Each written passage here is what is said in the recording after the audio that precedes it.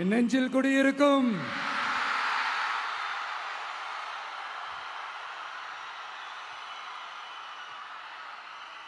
தமிழக மக்கள் உங்கள் அனைவருக்கும் என்னுடைய வணக்கமும் என்னுடைய நன்றிகளும். குறிப்பா திருச்சி கிழக்கு தொகுதி மக்கள் உங்கள் அனைவருக்கும்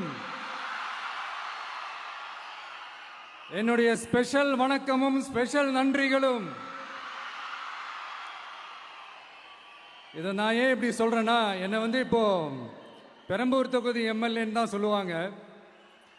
பட் ஆனால் அது எலெக்ஷன் கமிஷனோட அந்த சட்ட விதிகளுக்கு மட்டும்தான் அப்படி. ஆனால் என்னை பொறுத்த வரைக்கும், தமிழ்நாட்டை பொறுத்த வரைக்கும், தமிழ்நாட்டுக்கு எப்படி திருச்சி ஒரு இதயம் மாறியோ,